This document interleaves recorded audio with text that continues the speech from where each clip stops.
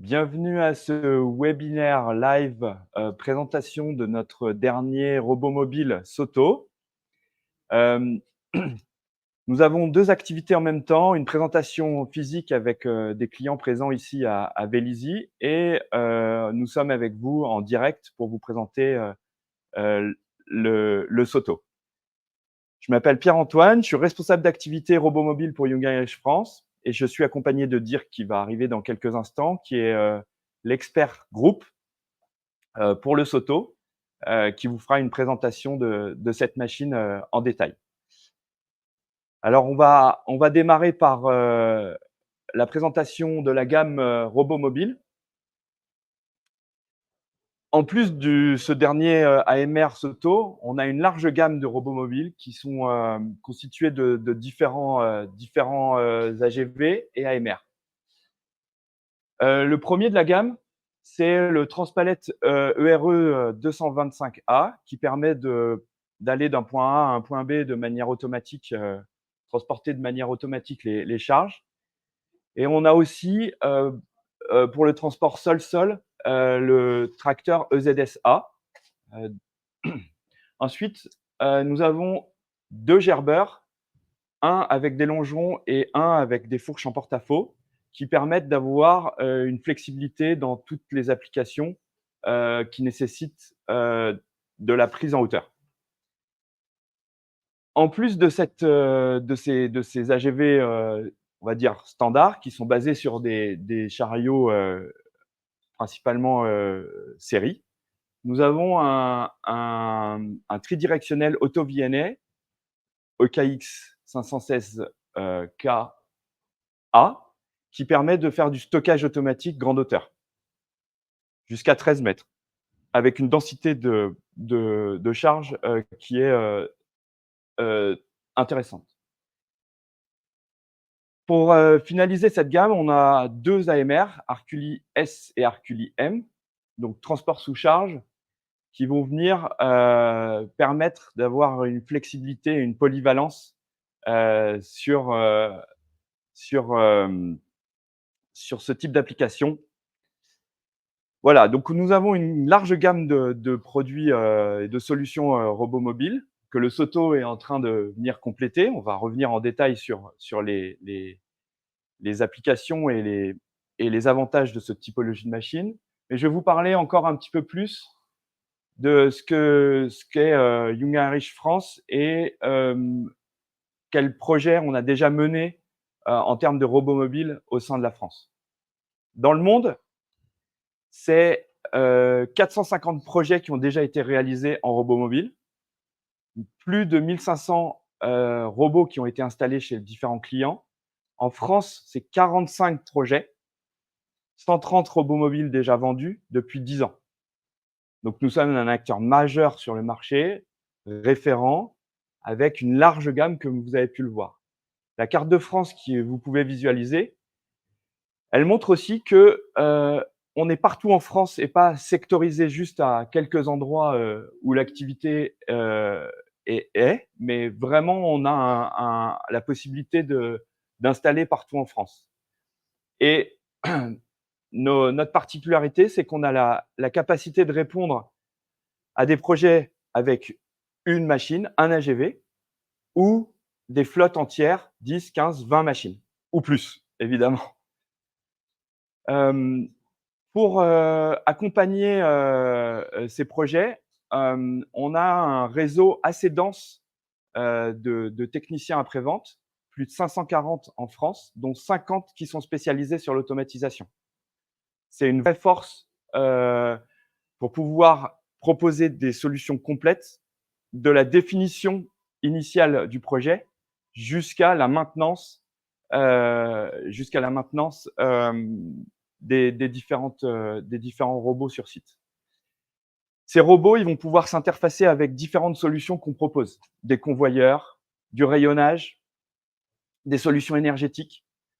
Donc Young Irish est un acteur avec la capacité de pouvoir proposer pas uniquement des chariots standards ou des robots mobiles, mais vraiment une large gamme de produits et solutions. Voilà, j'ai fini mon introduction. Je vais passer maintenant la parole à Dirk qui va vous montrer en détail le Soto. Bonjour, je m'appelle Dirk Vaterek, je viens de Jungheinrich-Esching, c'est près de Munich.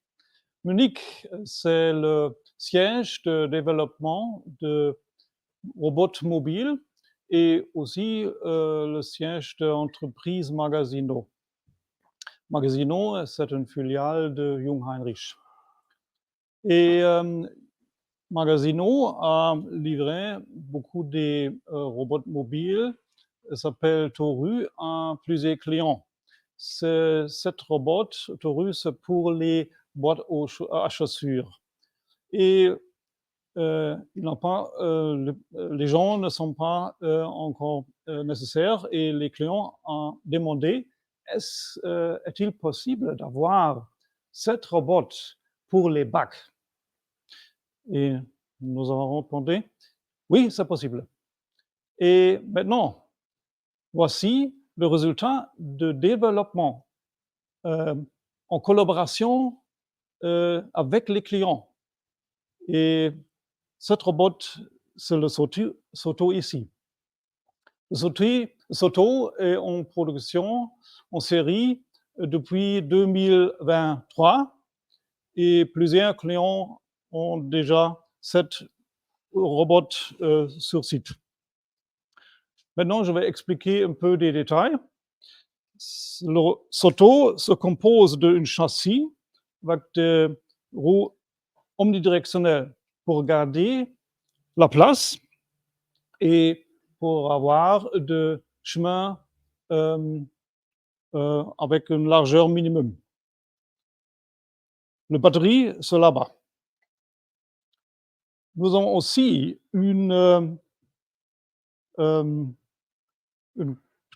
comme un petit conveyeur, une pince, et les deux petits conveyeurs sont variables pour les bacs différents. Nous avons normalement 3 différentes tailles de bacs. Nous avons aussi des capteurs pour sécurité, c'est très important parce que c'est un robot collaboratif. Par exemple, là, aussi pour les ouvre-portes. Il y a un écran pour faire de communication avec l'utilisateur. Très important, c'est le backpack, le sac à dos ici. C'est pour une capacité jusqu'à 24 bacs petits ou 8 bacs grands. Et c'est nécessaire pour faire le transport et remplacer un train de ligne. Nous avons une navigation naturelle. Le lidar, c'est sur le Soto. Et aussi des capteurs pour, par exemple, lire des codes ou lire le placement d'étagères. Voilà, ce sont des détails. Je voudrais maintenant démarrer cette Soto pour montrer l'opération. C'est très facile de démarrer, normalement. Et je commence avec une bac.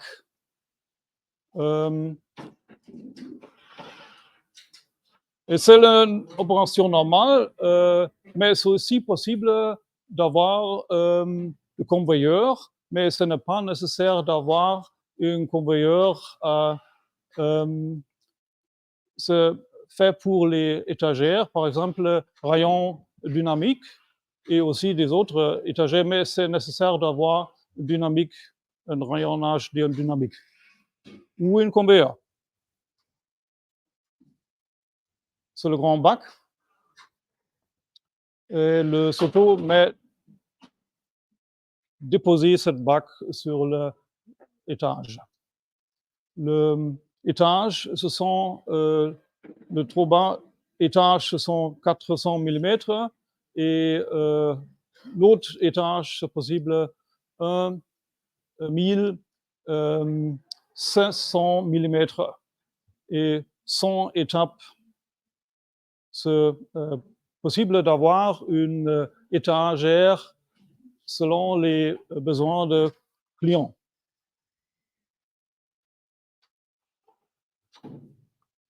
Le transport est flexible et toujours nous avons lu le code pour avoir les informations, quel bac ou quelle étagère cela, et pour diminuer le faux.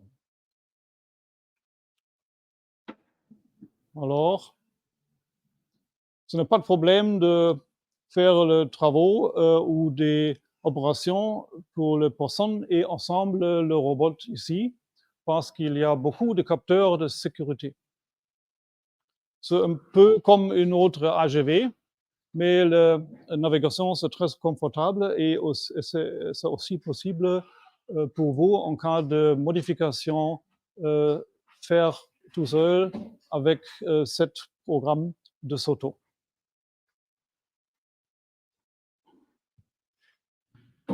La cadence maximale, c'est dépendant le site. Par exemple, ce sont 20 bacs per heure. Et une opération typique, c'est d'avoir un bac plein et faire un change de un bac vide.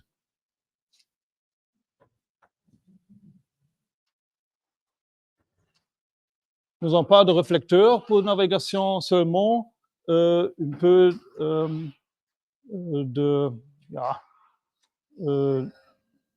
pièces pour trouver la position précise avant l'étagère. C'est possible de faire les étagères existantes ou naturellement les bacs existants. La vitesse maximale, ce sont 0,5 mètres par seconde. Ce sont environ 5 km par heure. C'est une vitesse normale pour tous les AGV. Oui, quand nous avons des obstacles en tour, il y a un capteur et c'est possible de faire une déviation. C'est une décision de cette machine ici. En cas il y a un obstacle qui ne move, oui, encore une fois. Ce sont des détails et peut-être pour vous, pour quelle industrie c'est intéressant, c'est normal, très intéressant pour avoir le transport d'entrepôt à une ligne d'assemblage. C'est une typique cas d'usance. Une autre possibilité, ce sont des machines pour le moulage par injection et pour faire les transports des bacs. Pour, par exemple, les boîtes à chaussures, ce n'est pas à chaussures, ce n'est pas pour le Soto ou pour le carton, parce que c'est un projet pour le Toru, l'autre robot mobile. OK. Comme ça. Voilà. Ça ne marche pas. Non. Nous avons 3 tailles de bacs. Ce sont aussi 2 autres tailles possibles. Et ce sont les bacs VDA. Mais c'est aussi possible d'avoir d'autres bacs. Mais le taille maximale, maximum, ce sont 600 mm à 400 mm.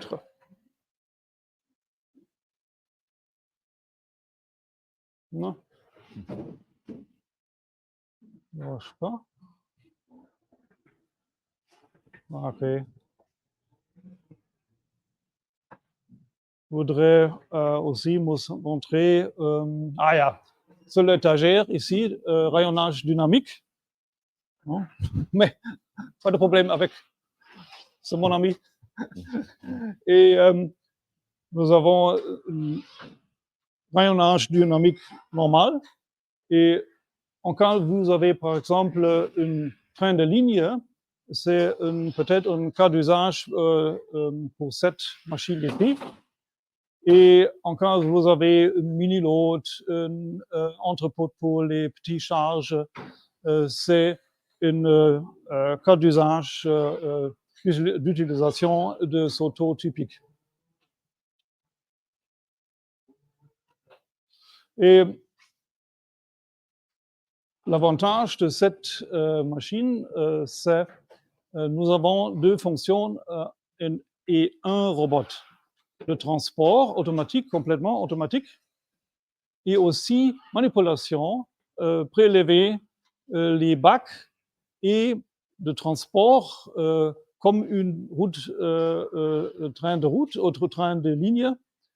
C'est ensemble avec 7 robots Soto.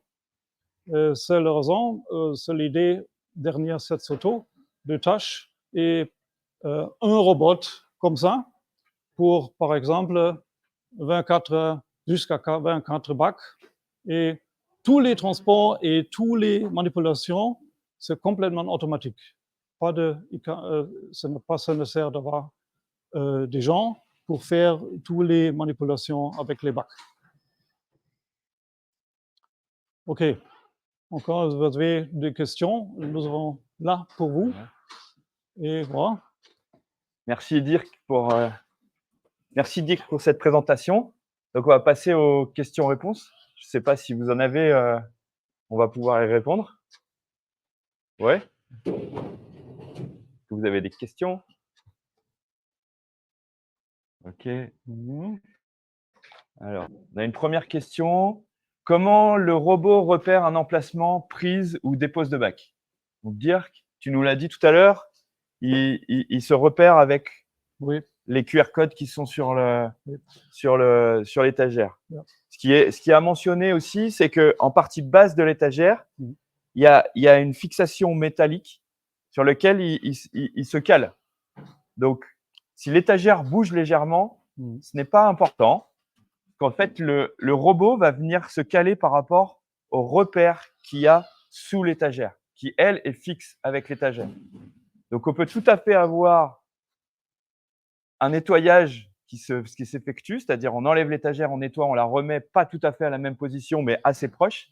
Et le robot va pouvoir se recaler tout seul par rapport à la nouvelle position de l'étagère.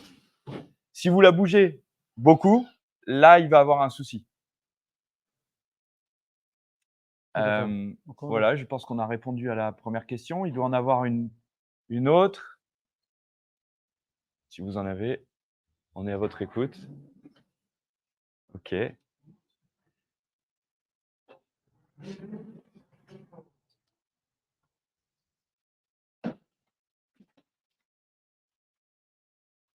Alors, maintenant, le Soto arrête parce que nous avons une identification d'une personne avec le capteur sécurité.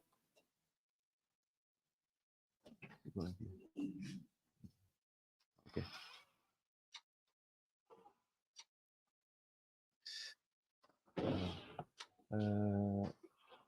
OK. Alors, on a une deuxième question, Dirk. Est-ce qu'on a une idée du budget pour cette machine? Bon, avant de parler du budget, on peut insister sur le fait qu'il y a un ROI, on est capable de le calculer, on est capable d'apporter énormément d'éléments pour pouvoir comparer cette solution-là à d'autres solutions robotisées ou manuelles. Mais comparé à une solution manuelle, ce type de robot va apporter de la fiabilité dans le processus. C'est-à-dire que les problèmes de picking ou d'approvisionnement de bacs, de mauvais bacs ou de mauvaises références vont disparaître. Donc ça, c'est des choses qu'on peut prendre en compte aussi dans le calcul de la rentabilité. C'est un projet qui peut être un petit peu long, c'est-à-dire qu'il y a un travail à effectuer et côté client et côté Jungheinrich pour bien définir le projet. Un élément de réponse qu'on peut vous apporter, c'est qu'une machine, comme on voit derrière nous, c'est un budget d'environ 200 000 € auquel il faut ajouter une centaine de milliers d'euros pour l'installation. Alors, c'est sûr que c'est un coût. Par contre, on a une capacité aussi à pouvoir le financer. Donc, si vous comparez au mois entre une solution manuelle et une solution de ce type-là, on sait prouver qu'il y a une rentabilité à une échéance assez court terme. On va parler de 2 à 3 ans. Voilà, je pense qu'on a répondu à la question sur la partie budget. On a une autre question. Quelle est la vitesse de prise ou de dépose pour une boîte? OK. Combien de temps on peut considérer qu'il met le Soto pour prendre et déposer une boîte? Une boîte, ce sont environ 40 secondes. OK, 40 secondes. Ce qu'on peut dire, c'est que sur un cycle d'1 heure, il va pouvoir traiter combien de boîtes? Il va traiter entre le moment où il va les chercher, les déposer et les ramener, il va traiter 25 boîtes, quelque chose comme ça, à peu près. Après, ça dépend clairement de la distance entre là où est le stock de vos boîtes en approvisionnement et de la ligne de montage. Clairement. On a une autre question. Sans aucune notification, préconisation d'auteur. OK. La question, on parle de. OK. Je pense que la question, c'est si on modifie un étage, comment on recalibre le Soto? Est-ce que c'est compliqué ou pas? Non, ce n'est pas compliqué.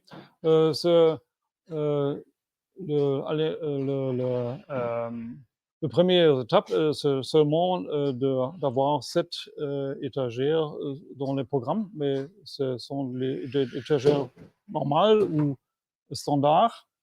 Et en cas de déviation ou de problème avec la position, ce sont une tolérance peut-être 10 centimètres. Ils ne sont pas de problème. Après, c'est possible pour l'opérateur de corriger la position et faire le alignment. OK. La question, c'est si on décide, au lieu que l'étagère soit ici, mais elle va être là, c'est une correction à faire sur le software de pilotage qui peut être fait par le client de manière autonome. Donc, c'est une opération qui va prendre quelques minutes et où le client est en totale autonomie. Oui, voilà, l'utilisateur. On a une autre question. Est-ce que le robot identifie tout seul la taille des bacs? Non, nous avons besoin d'un code parce que c'est la taille de bac, c'est aussi une information de code. Nous avons besoin de cette information. C'est aussi nécessaire parce que en cas de faute d'équipage, c'est nécessaire d'avoir cette information correcte. En cas nous avons une code, ce n'est pas correct, le Soto va arrêter et demander pour l'opérateur, est-ce que c'est nécessaire maintenant d'arrêter ou de faire un autre ordre. Mais le Soto va demander. Merci. On a une autre question. Comment et par qui se fait le paramétrage des missions? Seul le personnel Soto peut-on former pour devenir indépendant, pour programmer les missions, les trajectoires, etc. sur site client? Alors, on a en partie répondu à la question tout à l'heure. Quand on a parlé des 100 000 € d'installation, évidemment, l'équipe Nuenrich vient sur le site client implémenter les machines. Il va avoir un premier paramétrage qui va se faire avec l'ensemble des bacs, des étagères, des emplacements, des adresses, etc. Mais ensuite, il est tout à fait possible, Oui. de manière autonome, de modifier les emplacements, d'en rajouter. Yeah, Alors, c'est sûr que si c'est une nouvelle usine, là, peut-être que les équipes d'implémentation vont revenir pour aider. Oui. Mais dans l'environnement qui est défini, il y a une autonomie du client pour ça. Oui. OK. Question suivante. Le Soto peut-il interagir avec d'autres AGV, VDA 5050 ou autres? Alors, je sais pas, on n'a pas dit tout à l'heure, mais oui, il est natif VDA 5050. Donc, il est totalement possible d'interfacer avec d'autres appareils qui sont aussi VDA 5050. Il faut juste qu'il y ait un logiciel de contrôle global qui puisse s'interfacer avec l'ensemble des robots qui sont sur un site. Donc, la réponse, elle est oui. Et c'est déjà le cas. Il y a deux possibilités. Magazino Fleet Manager pour une flotte Soto seuil. Et je comprends pas la question. La communication, c'est toujours VDA 50-50. Et peut-être le client a une Fleet Manager d'un autre fournisseur. C'est aussi possible. C'est nécessaire d'avoir une communication avec VDA 50-50. C'est tout.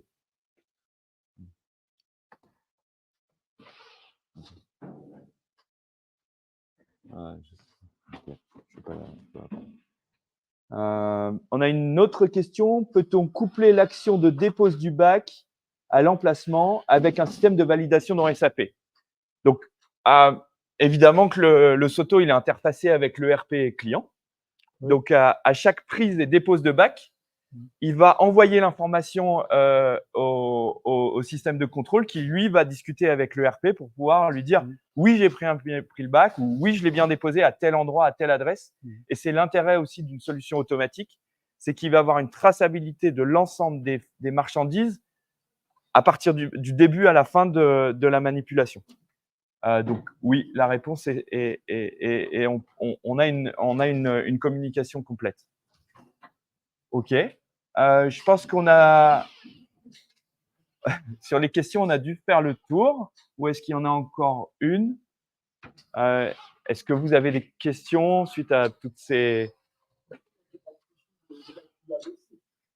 Alors, on l'a vu tout à l'heure. Si ça marche, ça marche. Ça marche pas. On va le faire comme ça. En fait, aujourd'hui, le Soto, il est vraiment dimensionné pour des bacs plastiques. Voilà, mais pas des bacs, enfin des bacs pliables en plastique. Et ce qu'il faut, c'est qu'ils soient assez rigides. Là, on parle des bacs, on va dire standardisés, qu'on nomme KLT. Après, si c'est des… OK. OK. Ouais. Alors, je ne sais pas vous répondre oui ou non. Ce qu'on peut faire, dans tous les cas, c'est de tester votre bac pour vous dire si c'est possible ou si c'est pas possible. Et ça, c'est une opération qui est très simple. Vous nous les confiez et en quelques semaines, on va vous répondre c'est bon ou c'est pas bon. Voilà. Il y a encore une autre question du coup?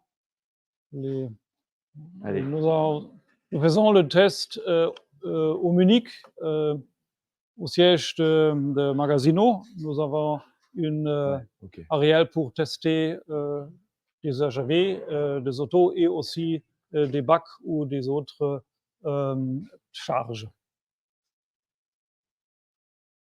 Il y avait un complément de question qui a été posé sur le chat. La question, c'est est-ce que c'est bien 200 000 € par machine et 100 000 € de l'installation? C'est oui. Donc, si on part sur une installation avec 2 machines, par exemple, on va être sur un budget vraiment haut niveau et il faut l'étudier ensuite à 500 000 €. Donc, 200 000 par machine et 100 000 pour l'installation. Mais c'est extrêmement variable en fonction des applications et du projet client. Encore une autre question, on y va. Quelle est la distance de travail mini avec un opérateur? Bonne question. Là, on est là depuis tout à l'heure. Ouais. En fait, c'est le Soto qui va s'arrêter tout seul. En fait, il a une zone autour de lui qui lui permet de vérifier s'il y a un obstacle ou un humain, et il va s'arrêter tout seul. La distance minimum de l'allée, on l'a vu tout à l'heure, c'était 1,65 m Ah, oui, à peu près, et le Soto, il fait en largeur 1 mètre, tu te souviens? Je me souviens peut-être 200 mm. 200 mm de chaque côté. Oui, Ouais. c'est suffisant. Donc, Pour mes vitesses, par exemple, 0,3 mètres Mm. par seconde. C'est lentement. il a un fonctionnement qui est semblable aux AMR et AGV qu'on a déjà dans la gamme, c'est-à-dire que s'il n'y a pas d'obstacle autour de lui sur une grande distance, il va aller à sa vitesse maximale. Et puis ensuite, il y a des zones de sécurité, et plus on s'en rapproche, et plus le robot va réduire sa vitesse. Et là, on va considérer que 200 mm, donc c'est 20 cm, c'est pas très grand, hein, le robot va s'arrêter. Je pense que c'était l'objet de la question. Est-ce qu'il y a encore une autre question? Non, c'est bon? Allez, on y va. Ouais. Et alors, là, on l'a pas mis. Il le prend un moment. Ah oui, je vais répéter la question, pardon. Il y a un gripper en haut du Soto. Pourquoi il y en a un? Dans la démo, on voit un moment qui prend le bac, mais on l'a pas fait tourner le convoyeur. Mais l'objet, en fait, c'est que s'il prend le bac pas du bon côté, il va pouvoir le faire pivoter de 90 degrés pour qu'il puisse le ranger correctement, ou qu'il puisse le mettre correctement dans le… Ah, je l'ai arrêté. Dans l'étagère. Pas de problème. Donc, l'objet, c'est vraiment de le faire pivoter pour que on puisse le positionner correctement. En fait, en fonction de l'application, il va arriver soit en long, soit en large, et peut-être qu'on le veut en long ou on le veut en large après. C'est dans ce sens-là qu'on va le faire. Voilà. Et comme vous pouvez voir, ici, on les stocke, notamment les grands bacs, on les stocke comme ça. On ne va pas les stocker dans ce sens-là. Donc là, si effectivement, on va avoir besoin de le retourner de temps en temps.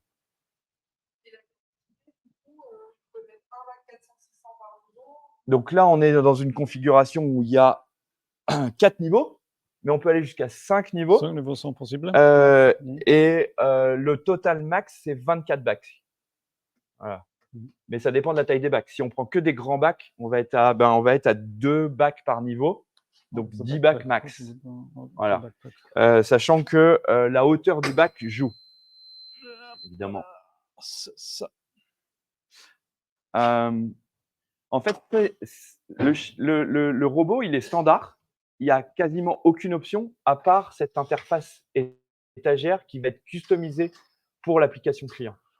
Et ça, c'est un travail à mener justement pendant le projet pour définir tous vos bacs et de l'adapter pour optimiser le trajet. Parce qu'en fait, l'intérêt, c'est de minimiser les trajets qui sont en fait du temps perdu, et d'optimiser les manipulations. Donc, on va optimiser le nombre de bacs qui vont être pris et emmenés entre les zones de préparation et les zones d'utilisation des pièces. OK.